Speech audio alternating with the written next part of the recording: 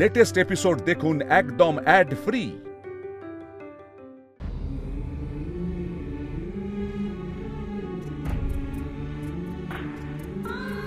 চোখ খোলো দেবী, চোখ খোলো, চোখ বন্ধ করো না।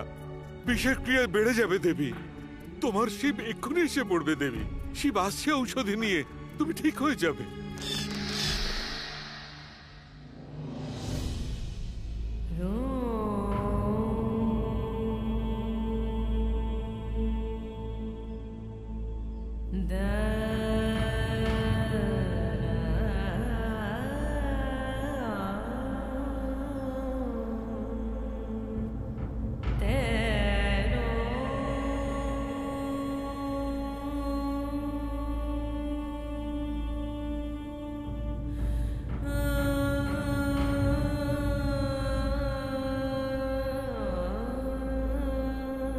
দেবী অনুসুয়া,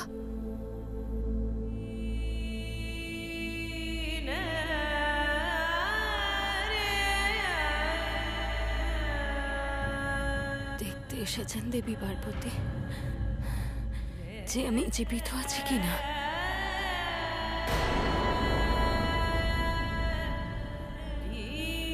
আপনার কিচ্ছু হবে না জানি। আমি শিবের মা, আর শিব আমার সাথে আছে। তুমি কথা বলো না দেবী, তুমি মৌন থাকো। না না না ঋষিবর, বলতে দিন আমাকে। আমার কথায় বাধা দেবেন না ঋষিবর। দেবী পার্বতী সমগ্র সংসার আপনাকে জগৎ জননীর রূপে পুজো করে, কিন্তু আপনি এই বিশেষণের যোগ্য নন দেবী পার্বতী।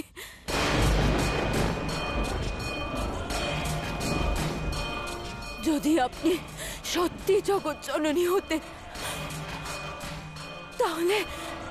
তাহলে দেবী দুর্গার প্রসাদে বিষ মিশিয়ে এক মাকে দিতেন না আপনি। আর এই কাজ করে আপনি দেবী দুর্গাকে অপমান করেছেন দেবী পার্বতী। দেবী পার্বতী মনে রাখবেন, আপনি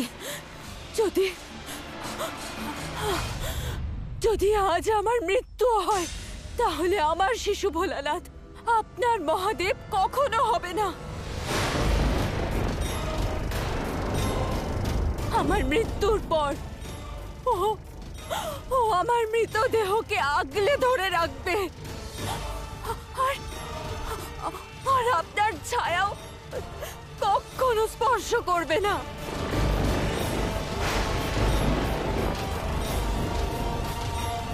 মনে রাখবেন।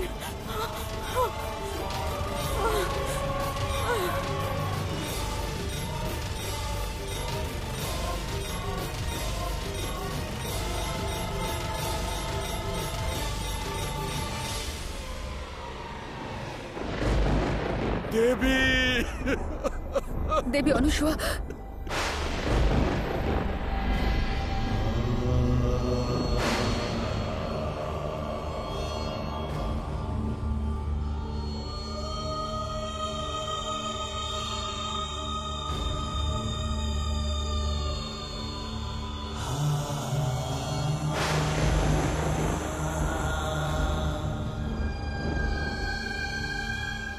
মা।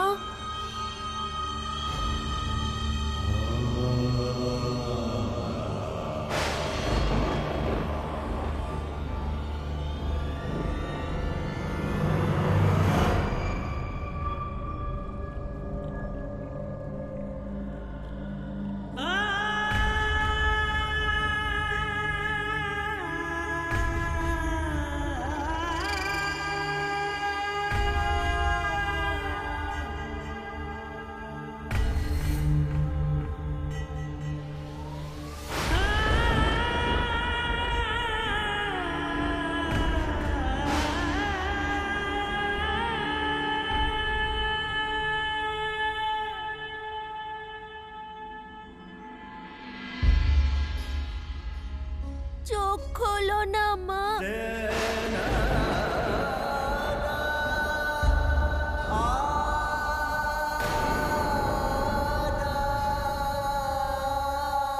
মিত্রশিব তো ঔষধ আনতে গেছিলেন, কিন্তু ওনার হাতে তো আমার দেওয়া প্রসাদ।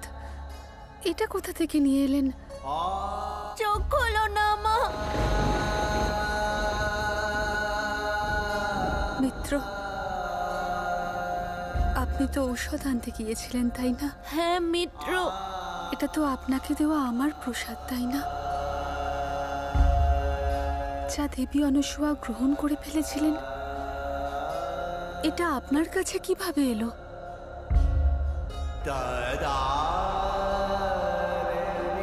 হ্যাঁ মিত্র, আমি তো মাকে খাইয়ে দিয়েছিলাম, তাহলে এটা তোমার কাছে কি করে গেল? সেখান থেকেই মোড়, যেখানে তুমি এটা রেখেছিলে। কিন্তু আমি তো প্রসাদ নিয়ে এসেছিলাম।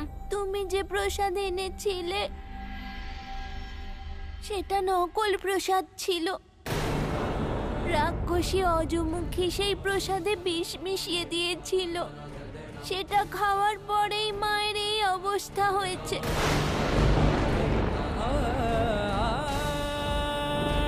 কিন্তু তুমি কি করে জানলে মিত্র? গন্ধমাদন পর্বতে যখন গন্ধর্ব বললেন যে দেবী দুর্গার প্রসাদে এত শক্তি থাকে যে কেউ তা বিষাক্ত করতেই পারবে না, তখন আমি আমার অতীন্দ্রিয় শক্তি দিয়ে সেই সত্য যাচাই করলাম, আর মিত্রের দেওয়া আসল প্রসাদ নিয়ে এলাম। কিন্তু আমার আসতে দেরি হয়ে গেল মূর্খ।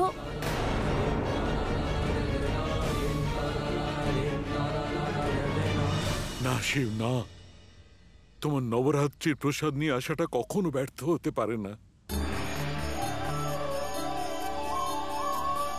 কারণ এই তো দেবী দুর্গার প্রসাদ।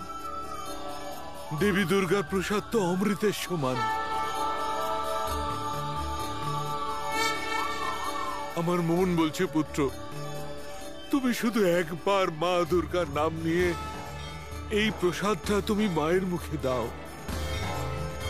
আমার পূর্ণ বিশ্বাস পুত্র যে দেবী দুর্গার প্রসাদের প্রভাবে এই ঘাতক বিষের প্রভাব অবশ্যই কমবে। হ্যাঁ মিত্র, যখন এই প্রসাদ আপনি নিজের হাতে ওনাকে খাইয়ে দেবেন, তখন অবশ্যই সব ঠিক হয়ে যাবে।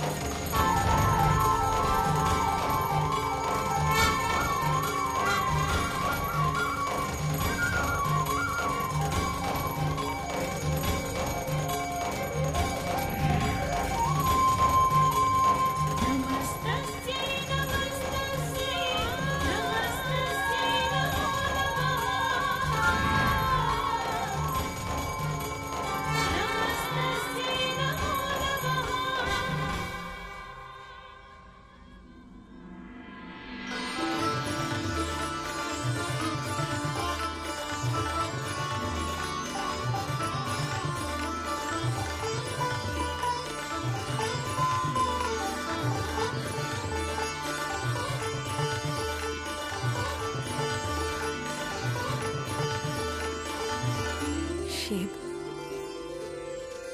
অবশেষে তুমি তোমার মায়ের প্রাণ বাঁচালে। না মা, প্রাণ আমি বাঁচাইনি, মিত্রের দেওয়া প্রসাদ বাঁচিয়েছে। হ্যাঁ দেবী, পুত্র শিব একদম সত্যি কথা বলছে। তুমি প্রথম যে প্রসাদটা গ্রহণ করেছিলে সেটা আসল প্রসাদ ছিল না, ওটা তো দুষ্ট রাক্ষসী অজমুখী পাঠিয়েছিল। বিষ মেশানো নকল প্রসাদ ছিল। হ্যাঁ মা, যার সাথে ও মিত্রের দেওয়া প্রসাদ বদলে দিয়েছিল।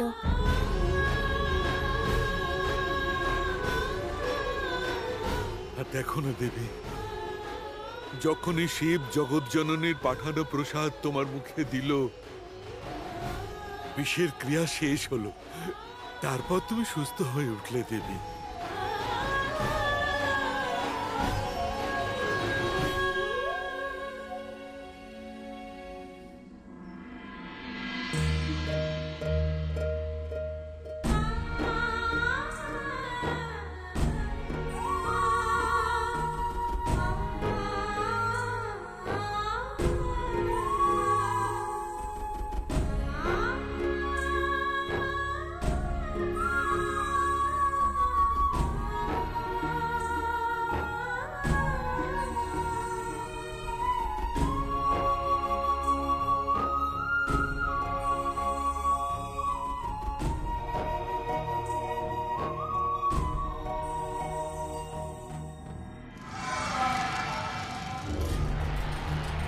জয় হোক অসুররাজ তারকাসুরে। এসো দণ্ডপানি, এসো। কি সংবাদ এনেছো? দেবী অনসূয়া জীবিত আছেন। বলো যে ওর ব্রত ভঙ্গ হতে বেঁচে গেছে। আমার কাছে ওর ব্রতই গুরুত্বপূর্ণ, ওর জীবন নয়। কিন্তু অসুররাজ, এতে আচার্য দণ্ডপানির কোনো ভূমিকাই ছিল না। সবকিছুই করেছে শিশু ভোলানাথ, কারণ ওখানে আমি কিছু করবার সুযোগই পাইনি। কিন্তু যদি সুযোগ পেতাম, সে সুযোগ আমি ছাড়তাম না। আপনি জানেন, দেবরাজ ইন্দ্র দেবী অনসূয়ার ব্রত ভঙ্গ করতে চেয়েছিলেন, কিন্তু যখনই আমি জানতে পারলাম, আমি ওনার চেষ্টাকে বিফল করে দিলাম, আর আপনার প্রয়াসকে সফল। বড় বড় কথা বলা ছাড়া আর কিছু পারো তুমি? হ্যাঁ হ্যাঁ অসুররাজ, সেবা করতে জানি, আর অসুর শক্তির উত্থানে যোগদান করতেও জানি। তাহলে করো যোগদান।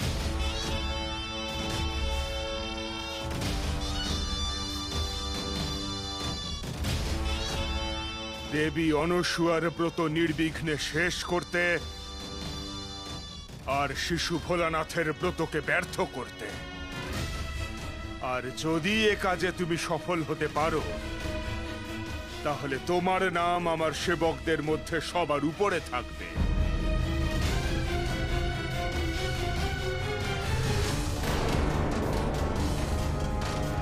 কিন্তু এই কাজে যদি তুমি বিফল হও, তাহলে তোমার নামটাই জগৎ সংসার থেকে মুছে যাবে।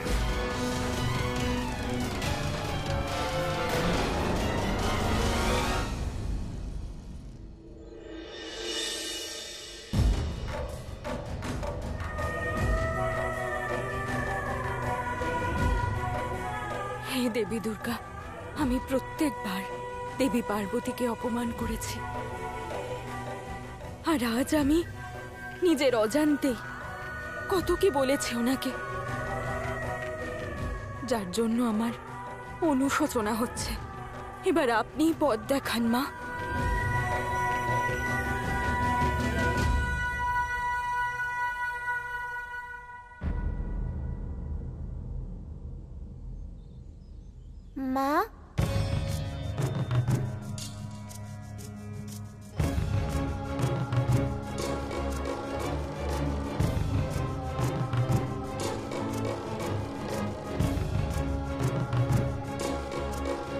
মা, তুমি কোথায় যাচ্ছ? আমি আমার অপরাধের জন্য ক্ষমা চাইতে যাচ্ছি শিব। মিত্রের কাছে? হ্যাঁ শিব, আমি তো ওনাকেই অপমান করেছি, ওনাকে কষ্ট দিয়েছি আমি, যিনি নির্মল আর পবিত্র মনে আমায় প্রসাদ পাঠিয়েছিলেন। আর আমি জানি না ওনার বিষয় কি না ভেবেছি আর কি না বলেছি।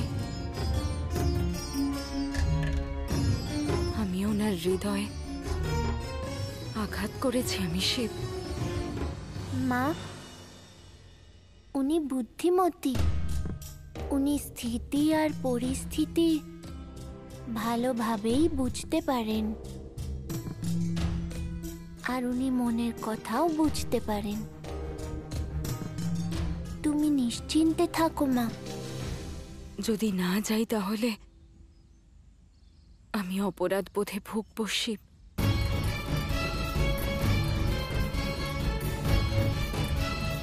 তাহলে ঠিক আছে, আমিও তোমার সঙ্গে যাব। না না, আমি একাই যাব, কেউ যাবে না আমার সাথে।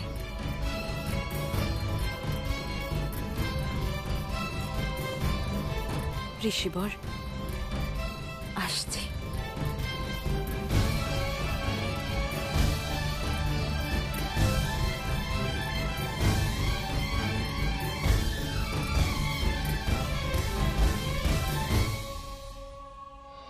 কাল হলো নবমী, নবরাত্রির শেষ দিন, ব্রতীদের বরপ্রাপ্ত হওয়ার দিন।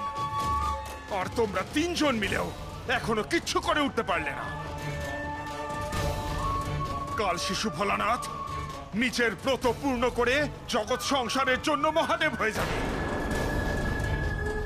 আর আমার জন্য মহাকাল। ধিক্কার জানাই তোমাদের, ধিক্কার জানাই। দূর হয়ে যাও চোখের সামনে থেকে, দূর হয়ে যাও। শান্ত হও তারকা, শান্ত হও। তোমার মা এখনো জীবিত আছে। আপনি জীবিত থেকেই বা কি করবেন? এই তিনজন তো আমার জীবনেই সংকট তৈরি করেছে। শিশু ভোলানাথের পুজো ভঙ্গ করে সংকটকে দূর করার উপায় আছে আমার কাছে। কি সেই উপায় মা? দারুকা, দারুকাই হলো উপায়। দারুকা? ইনি কে অসুর মাতা? দারুকা বনের অধিকারিণী, আমার শিষ্যা। কিন্তু সে কিভাবে আমাদের সাহায্য করতে পারে? ও কঠিন তপস্যা করে দেবী পার্বতীর কাছ থেকে বরদান লাভ করেছে পুত্র। আর এখন সেই বরদান শিশু ভোলানাথের জন্য অভিশাপ হয়ে যাবে। এরকম তপস্যা? কি বরদান?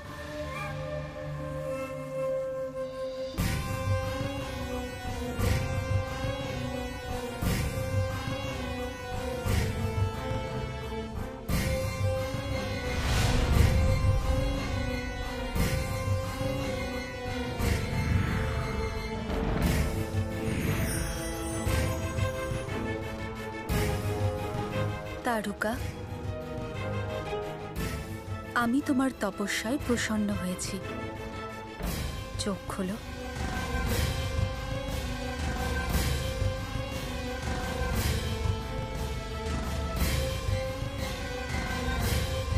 এবার বর চাও।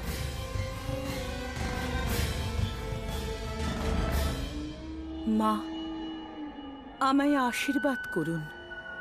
আমি যখনই আপনাকে ডাকবো আপনি আমার কাছে আসবেন।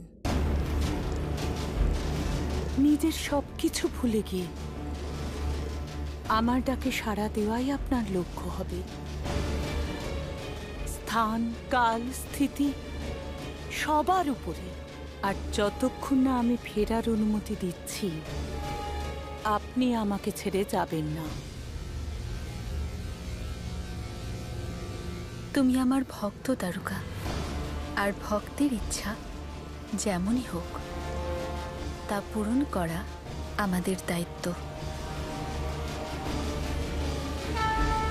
তথাস্তু।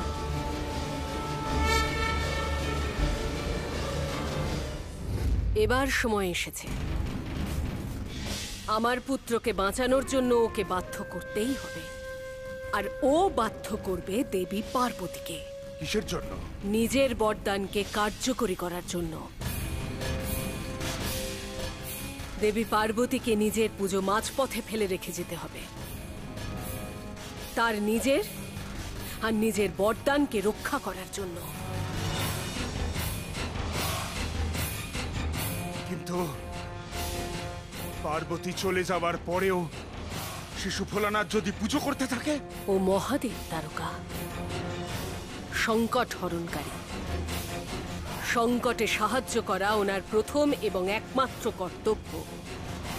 পার্বতীকে রক্ষা করার জন্য যদি নিজের পুজো মাঝপথে ফেলে রেখেও যেতে হয়, তাহলেও সে যাবে।